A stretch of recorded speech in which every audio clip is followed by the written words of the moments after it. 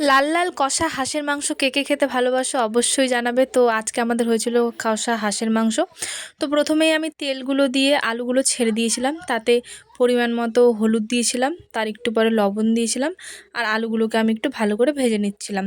যেহেতু আলু যদি ভালো করে ভাজা হয় তো তরকারিটাতে আলুগুলো প্রায় গলবে না, আর মাংসটাও খেতে একটু স্বাদ হবে, আর আলুগুলো একটু বেশি স্বাদ করে খেতে। ভাজা আলু, কাঁচা আলু দেওয়ার থেকে ভাজা আলুগুলো বেশি টেস্ট হয়।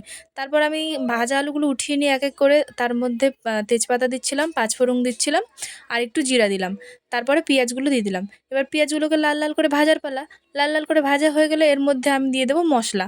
প্রথমে দিয়ে দিয়েছিলাম হচ্ছে আদা রসুন বাটাটা, যেহেতু আদা রসুন বাটা প্রথমে দিলে আদা রসুনের গন্ধটা একটু চলে যায়। তারপরে দিয়েছিলাম লঙ্কা লঙ্কা বাটা। লঙ্কা বাটাটা দেওয়ার সাথে সাথে দেখো মশলাটা কীরকম লাল হয়ে গেছে। আর তারপরে দিয়ে দিলাম আমি হলুদ, পরিমাণ মতো লবণ। তারপর মশলাটাকে ভালো করে কষিয়ে নেবো যতক্ষণ না তেল ছাড়ছে।